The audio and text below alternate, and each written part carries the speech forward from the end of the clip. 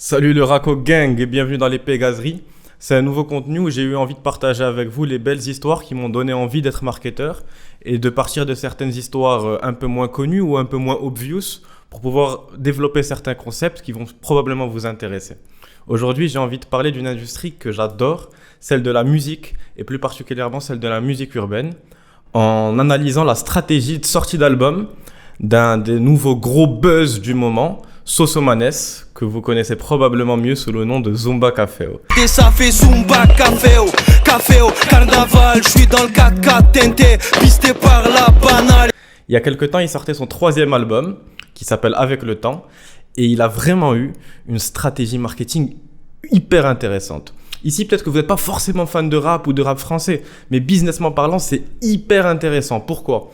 D'abord parce que l'industrie musicale et l'industrie urbaine sont deux industries qui sont de plus en plus présentes, qui ont de plus en plus le monopole de la création de contenu, qui intéressent les jeunes et dont le buzz business est réel. Vous pouvez voir l'une des licornes les mieux valorisées de la tech française, ça reste Believe, un distributeur indépendant qui distribue par exemple PNL ou Joule. Donc on parle vraiment d'industrie qui businessment pèse dans l'écosystème, dans les écosystèmes en général.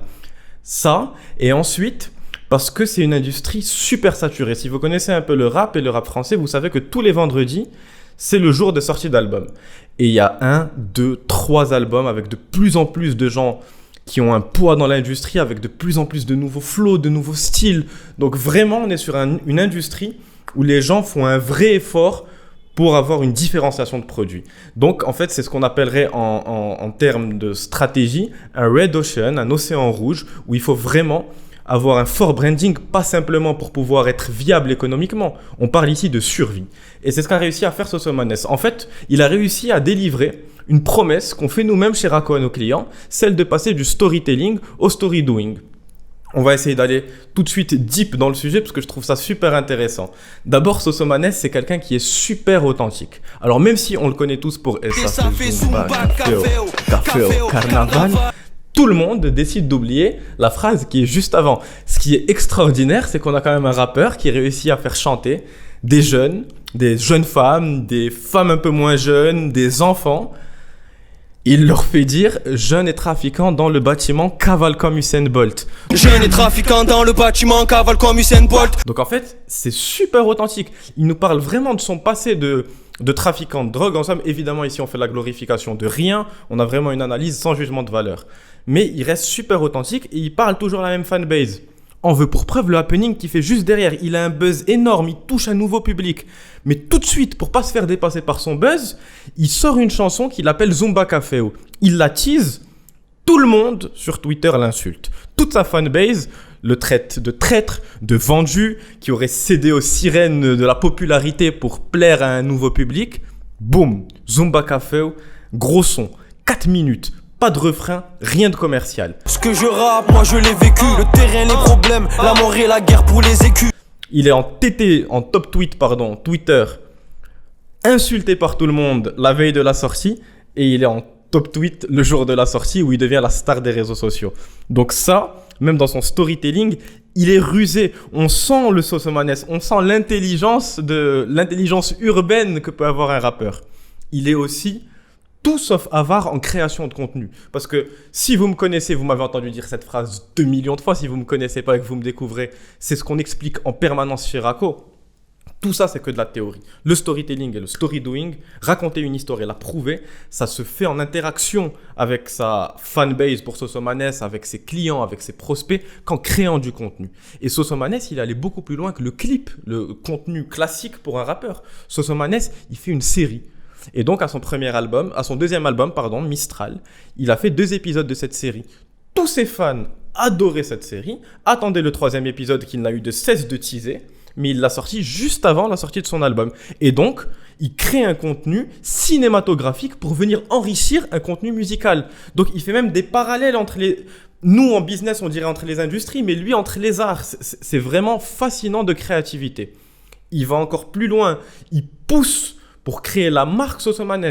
D'abord, il crée une communauté sur les réseaux sociaux et en général, il n'appelle pas ses aficionados, mes amis, mes frérots ou que sais-je comme dénomination créative.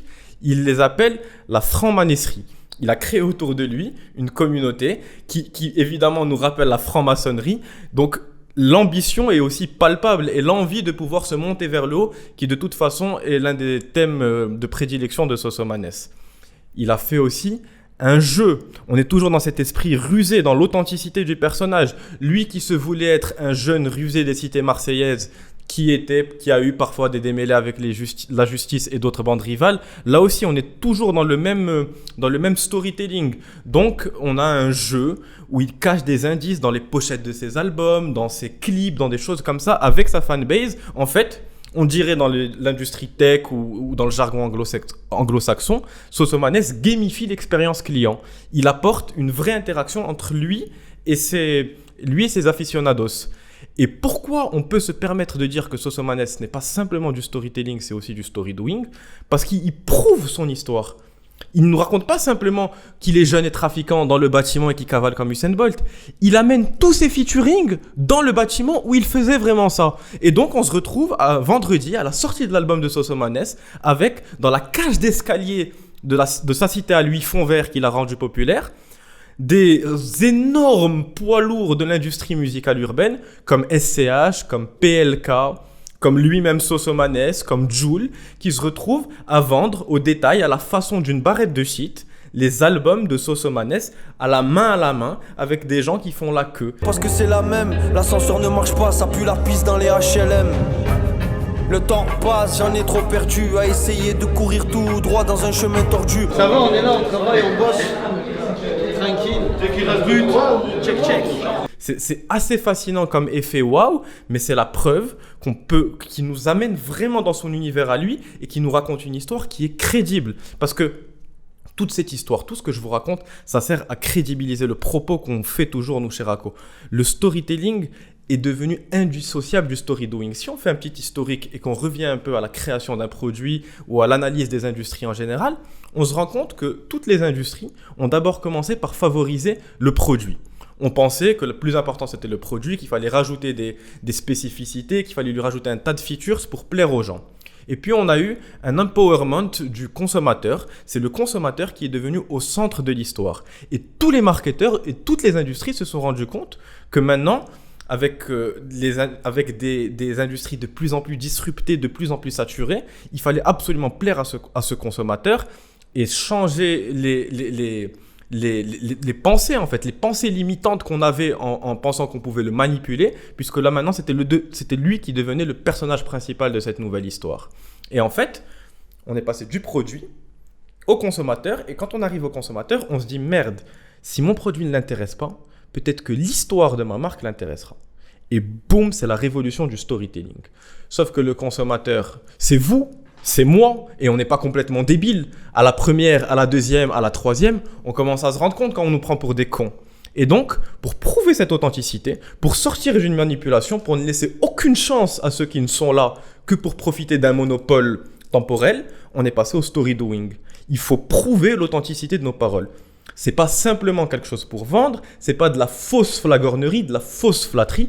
On n'est pas du côté du renard, en fait on se trouve du côté du corbeau qui peut-être a fait une erreur mais qui apprend en permanence de ses erreurs et qui continue pour apporter une vraie authenticité à ses produits. En fait, si je pouvais être un peu cavalier et me permettre la métaphore amoureuse, on se trouve ici face à une ou que sais-je, objet de toutes nos convoitises qui auraient trop souffert en amour, qui auraient trop rencontré de ces hommes ou de ces femmes qui ne sont là que pour vendre du rêve et qui sont des violonistes hors pair. Et là, devant ce dilemme cornélien, nous avons deux choix. Celui du tu ou celui de je. Celui qui fera le choix du je, qui pense qu'il est au centre de cette histoire, qui dit « je ne comprends pas, je ne suis pas comme les autres, je ne sais pas pourquoi tu continues à ne pas me faire confiance avec tout ce que je fais, et nanani et nananer », il a probablement la même dose de sincérité que l'autre. Sauf qu'il s'y prend mal. Il pense qu'il est au centre d'une histoire. Il manque d'empathie. Celui qui est vraiment prêt à tout pour l'objet de toutes ces convoitises parle en tu. Il a compris. Il sait. Il connaît, on dirait dans le monde du business, il connaît les pain points. Il sait que seul le temps sera de son côté. Il sait que pour la convaincre, il faut lui parler d'elle.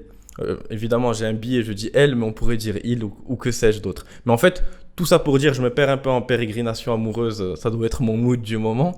Mais tout ça pour dire que si on est passé du consommateur, du produit au consommateur, c'est parce qu'aujourd'hui, les marchés ont un vrai besoin d'authenticité.